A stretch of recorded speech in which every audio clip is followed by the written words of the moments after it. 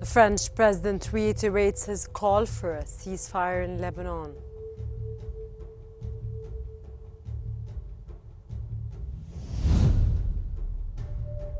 The Lebanese caretaker prime minister calls for help to rebuild his country's infrastructure.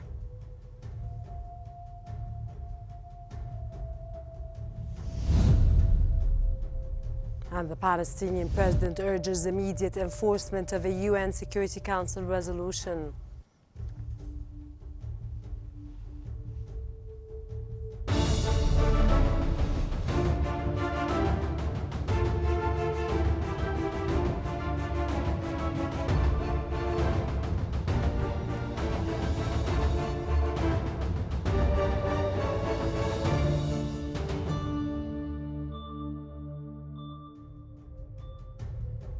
It's exactly 4 p.m. local time and you're watching Q News. Let's start our bulletin with the latest developments in Lebanon.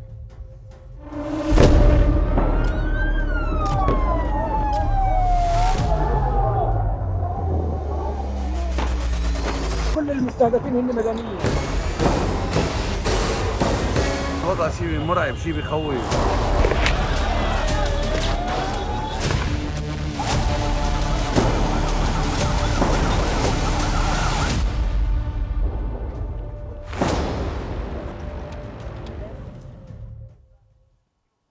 French President Emmanuel Macron has reiterated his call for a ceasefire in Lebanon.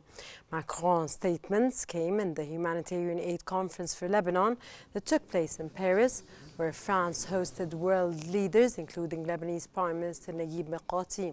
The conference is organized to discuss urgent humanitarian aid for Lebanon, provide support for its security forces, and call for efforts to push for a ceasefire. Representatives of 70 delegations and 15 international organizations have attended.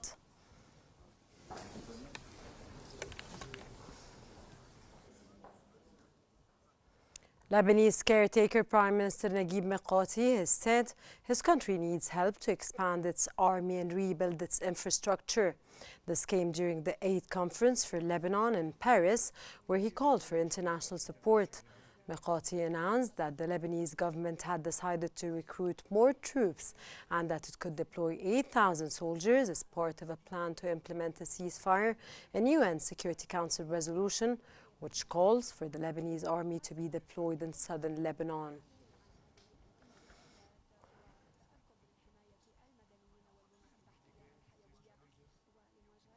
At the Paris conference on supporting Lebanon, Lebanon's Brigadier General Youssef Haddad stressed the urgent need to end conflicts.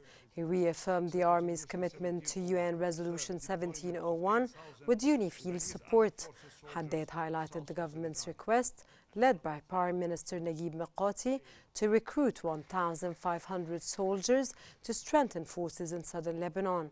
He also emphasized the military dual focus on the south and internal stability, noting the challenges of maintaining security and social cohesion amid the ongoing crisis.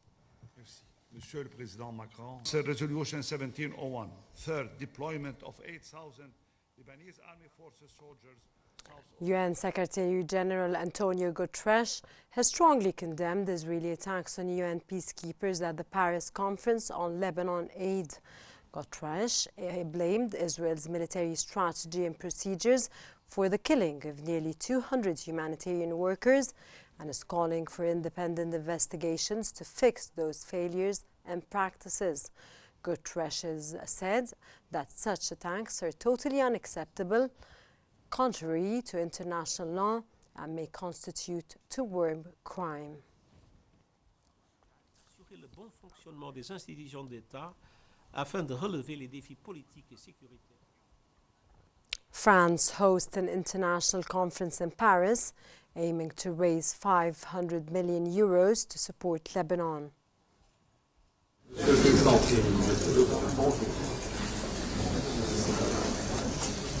France has convened an international conference in Paris, seeking to raise 500 million euros, which is equal to $540 billion, to support Lebanon as Israeli airstrikes continue to devastate the country. Representatives from around 70 nations and 15 international organizations gathered to address Lebanon's immediate need, including securing a ceasefire and ensuring the delivery of humanitarian aid. Lebanon's Minister of Environment and Crisis Response, Nasser Yassin, highlighted the urgent financial requirements, stating that $250 million per month is needed to support over 1 million people displaced by Israeli strikes. French President Emmanuel Macron announced that France would contribute 100 million euros in aid, reinforcing the country's leading role in international efforts to stabilize Lebanon. Macron reiterated his call for a ceasefire, emphasizing the need for coordinated global efforts. However, skepticism lingers over whether the conference will result in concrete action or merely prolonged discussions without substantial outcomes. A key focus of the conference is the implementation of U.S. Security Council Resolution 1701, which calls for southern Lebanon to be free of non-state armed groups. Officials stressed the importance of strengthening the Lebanese Armed Forces, LAF, which are seen as crucial to maintain internal stability and enforcing the resolution. As the humanitarian crisis intensifies, Lebanon's population faces growing hardship, with the international community's response seen as critical in shaping the country's future amid the ongoing conflict. In his speech at the BRICS Plus summit in Kazan, Russian President Vladimir Putin has announced the BRICS will address peaceful conflict resolution in the Middle East. Putin stressed that participating countries are actively taking responsibility for global issues through actions underscoring their commitment to equality and mutual respect. Putin also called for UN reform to enhance its crisis resolution capabilities, advocating for increased representation of African, Asian and Latin American nations in the Security Council to reflect current global realities.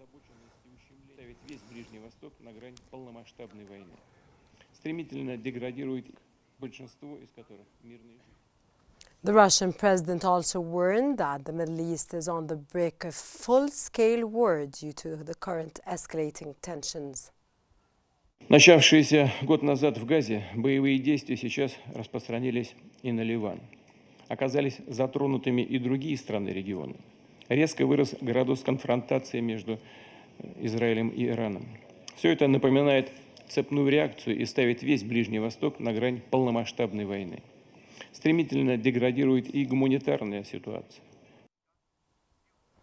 United Nations Secretary General Antonio Guterres has told BRICS leaders that the world needs peace in Gaza, Lebanon, Ukraine and Sudan. At the BRICS Plus summit in the Russian city of Kazan, Guterres said that across the board they need peace in accordance with the UN Charter and the international law. He also added that UN General Assembly resolutions are strongly needed.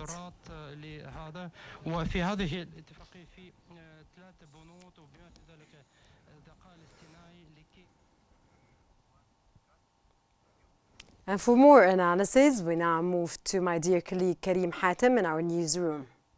Well, thank you very much, Rana. And for further analysis on the situation in Lebanon, we are now joined from Hong Kong by the expert of the Department of Geopolitical Analysis, Marvin Lee. Welcome. Now, obviously, there has been talks in the international community on the situation in Lebanon and the escalating tensions. We have seen this on the table during the BRICS summit in the past few days. We've seen this in the international conference in Paris. Now, how can these talks and conversations actually impact what's happening in Lebanon and the rising tensions right now? Assalamu alaikum wa rahmatullahi wa barakatuh. Hi, my name is Marvin, and so there is an ongoing summit in Russia right now. So there is a very important role here. There is China, and China has been playing an international role as an international mediator.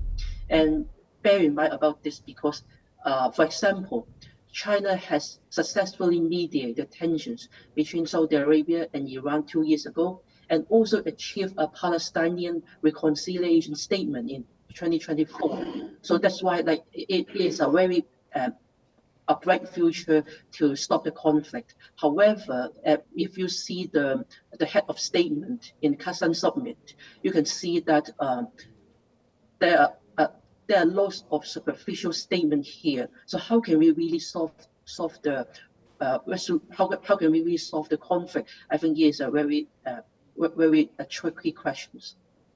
Now, we've seen also statements from foreign ministers, the foreign minister actually of in European countries. We've seen the French president saying that in statements that there's going to be international aid and humanitarian aid towards Lebanon.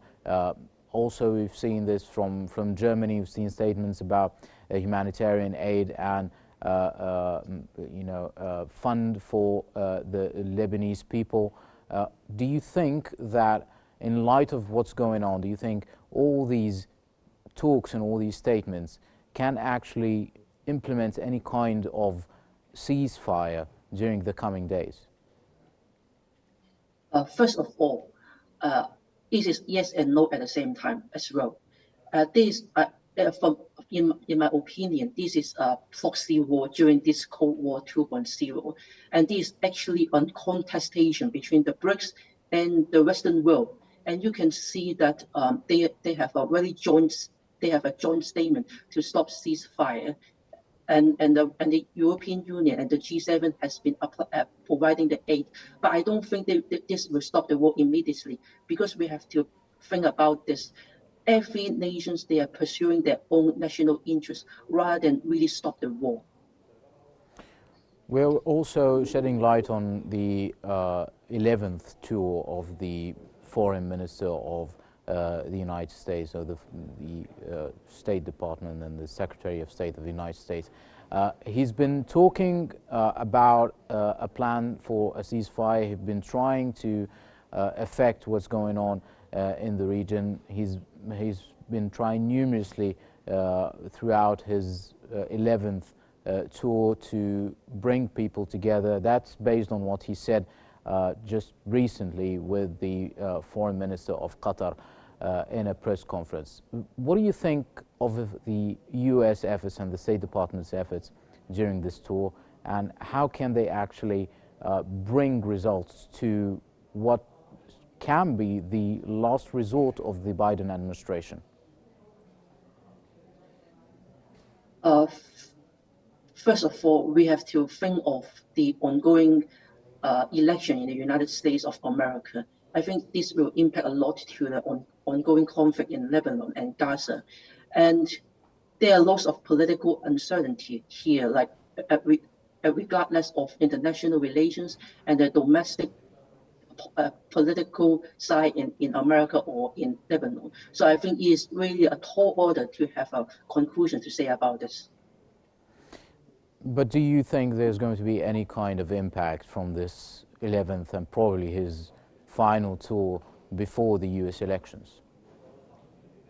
In my opinion, I think China has been making a possible deal to mediate between both sides, because if you can see the recent history, China has been playing a very important role to mediate the conflict in Middle East, especially Saudi and Iran. And I think the Chinese diplomat, the Chinese government is doing the same to stop the ceasefire. I think it will be very soon, because if you read the Chinese history and the philosophy, the Chinese people and the government, they love peace rather than conflict. So from my opinion, I don't think the US government can have the real power to stop the ceasefire, even though Mr. Donald Trump has claimed that he has the right and power to stop all the war in Ukraine and Gaza within 24 hours. I think it's too optimistic.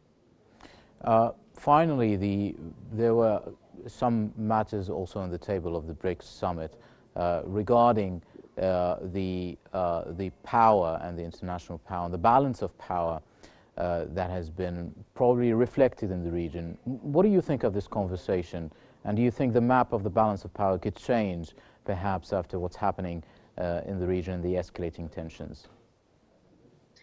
in the long term, yes.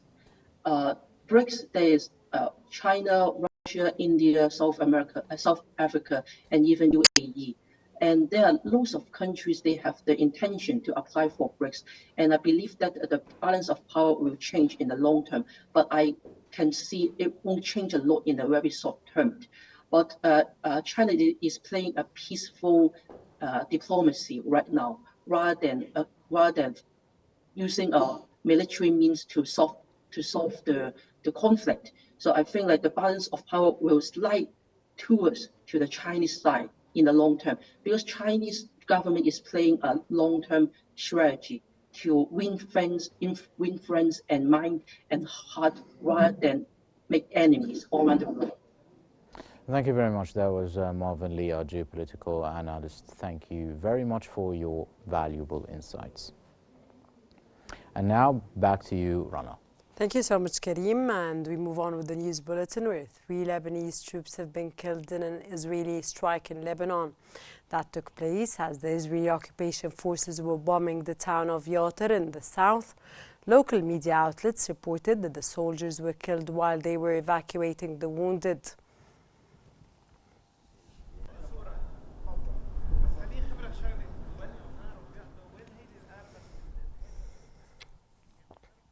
Firefighters have responded to damage caused by Israeli strikes in the southern suburbs of Beirut. Emergency crews worked to extinguish fires ignited by overnight Israeli operations, spraying water over the rubble of demolished buildings in the aftermath of Israeli airstrikes.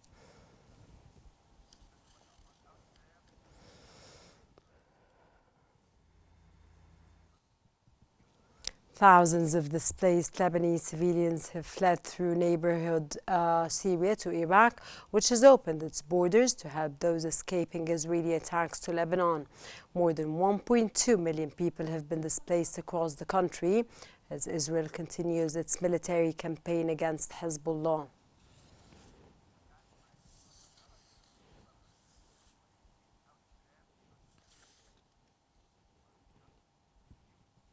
And now we move to the latest developments in Gaza.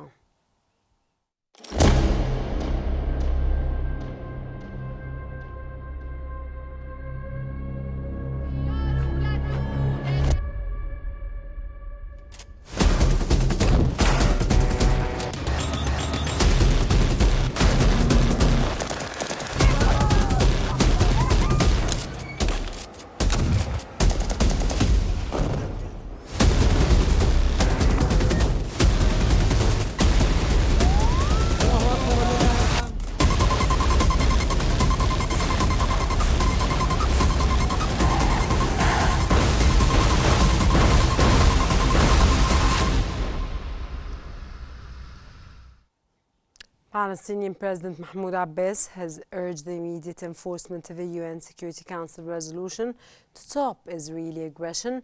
Speaking at the BRICS Plus summit in Russia, he stressed the need to end injustice. Abbas demanded global action to enforce the UN resolution compelling Israel to withdraw from Palestinian lands, including East Jerusalem, within a year. He also expressed Palestine's desire to join BRICS Plus, emphasizing the readiness to align with the group's principles and strengthen cooperation.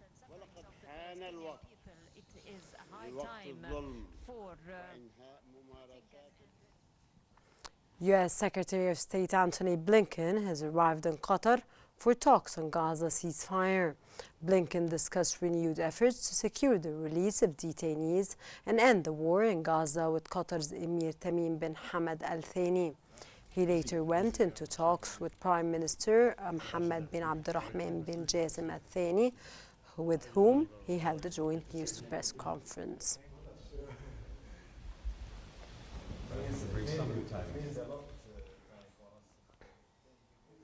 European Union's High Representative for Foreign Affairs, Joseph Borrell, has urged Israel to take swift action to ensure aid reaches northern Gaza and to prevent its residents from starving to death. According to a statement recently issued by the EU, Borrell reiterated the need for a ceasefire in Gaza.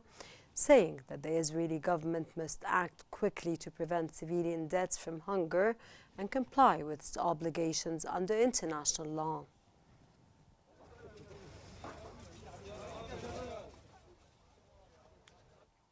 At least 16 Palestinians have been killed, including children, in an Israeli strike on a school in Gaza's Nusrayat camp. The Nusrayat's Al-Awad hospital announced that 32 others were wounded. This came as the Gaza Health Ministry reported that more than 42,000 Palestinians have been killed, with more than 100,500 injured as a result of the Israeli aggression on Gaza since October the 7th, 2023.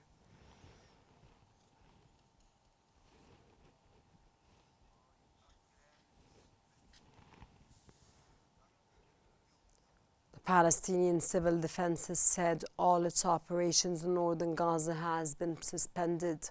This comes as Israeli occupation forces detained 5 staff members and bombed the only fire truck. 3 of its rescuers were wounded in northern Gaza in what it said was a targeted strike that aimed to force them out of the Jabalia hours after Israel ordered some of their staff to leave the camp.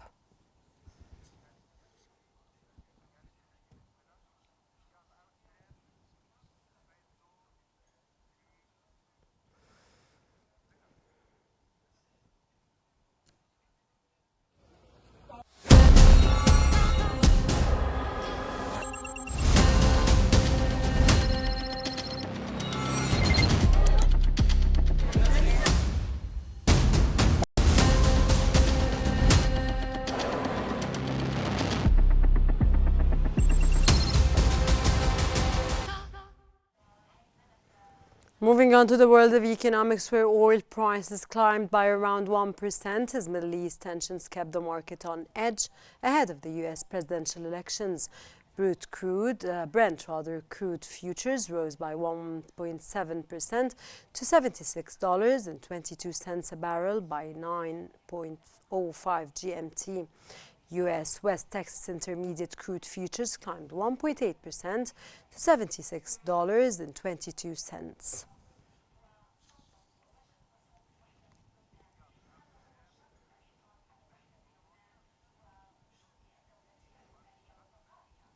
Moving on to the gold prices, which slightly rose as the safe haven asset remained in demand in the face of ongoing geopolitical risks. Spot gold rose 0.7% to €2,736.30 per ounce by 9.58 GMT, slightly below the record high of €2,708.38. U.S. gold futures gained 0.7% to €2,749.20.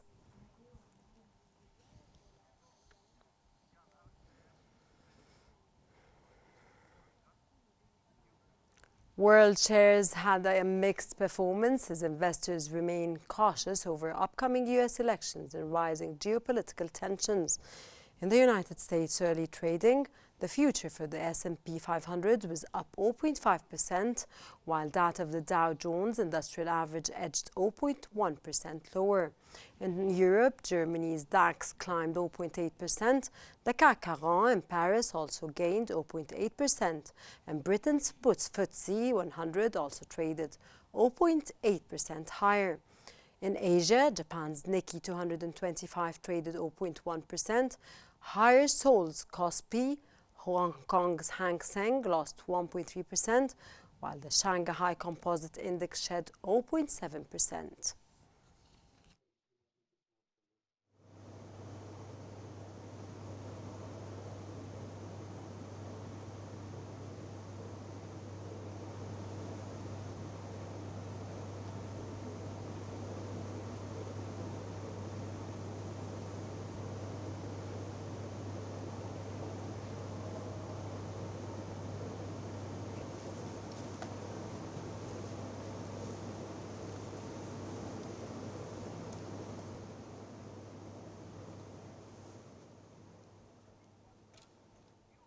And now we move to the press conference of the French foreign minister in the Paris conference for aid for Lebanon.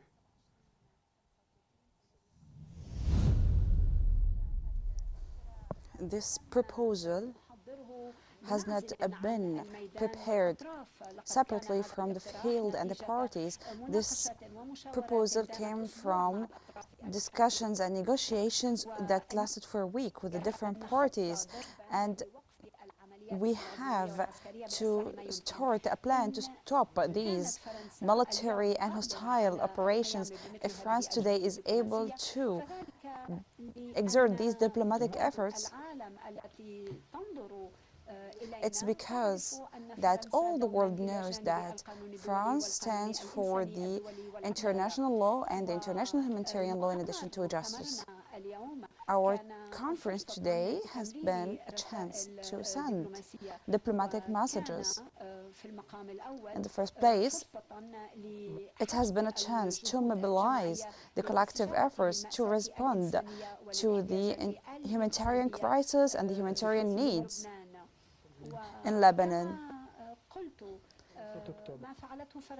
As I said, what France did after the explosion of the port and after the hostile actions in Lebanon, France cannot turn a blind eye in front of a humanitarian situation. That's why we're talking. That's why we always propose for peace. That's why our voice is heard. There is a danger in a regional war. That's why we have to double our efforts and our attempts to convince all the parties concerned to stop the loop of the violence, because this is not easy, because wars had its own dynamics. But rest assured that the president of the state, the ministers, the ambassadors, the embassies, in all the exposed locations and in all difficult conditions, alongside the Minister of Foreign Affairs, that we allocate great part of our time for this.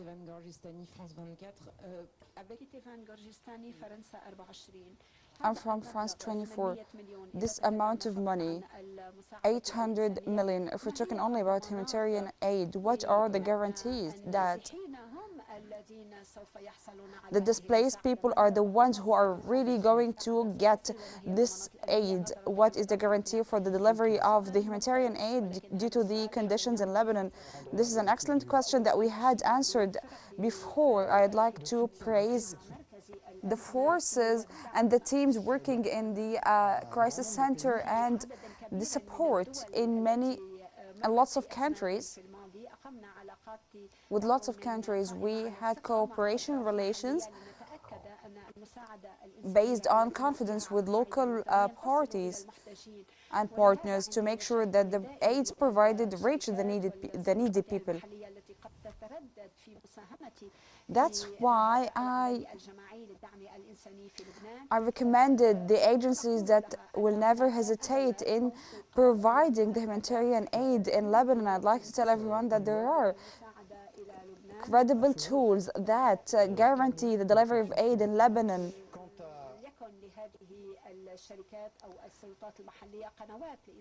And these local authorities have their own channels for the delivery of aid. The aid can reach in many channels, especially and the NGOs that participated in our discussions today, that has its own way of work in Lebanon. They also work in a framework of transparency to make sure that there is accountability for those who deliver the aids.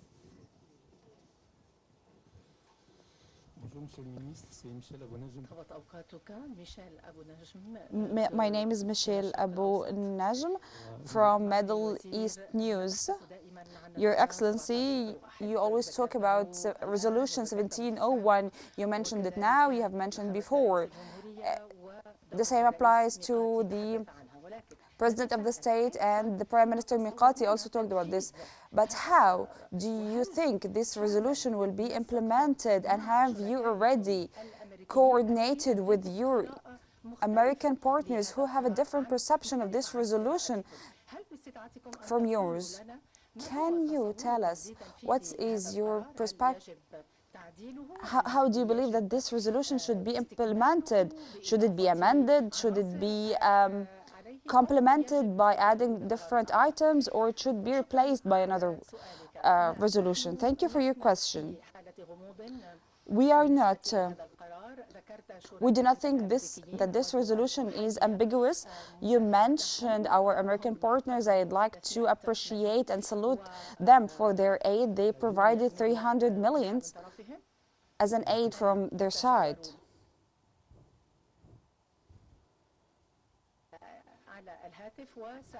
There have been phone consultations, and I will meet them soon again. I said this before. The US-French initiative that was launched like a month ago is the base for our efforts in order to reach out to a solution that allows 600,000 Israeli displaced person or people to return to their home, and the return of the displaced Lebanese people to their houses.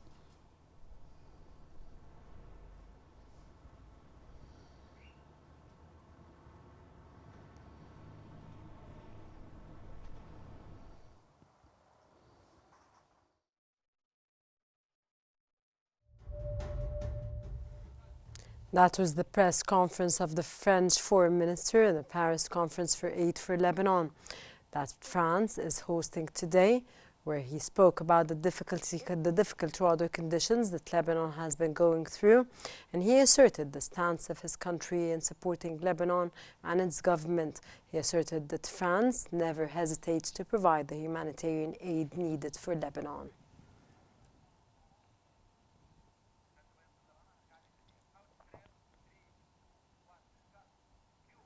That brings us to the end of our news bulletin. Here's what we have been covering. The French president reiterates his call for a ceasefire in Lebanon.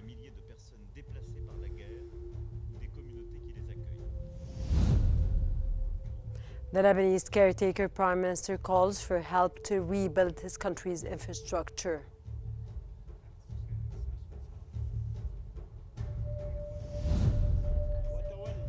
And the Palestinian president urges the immediate enforcement of a UN Security Council resolution.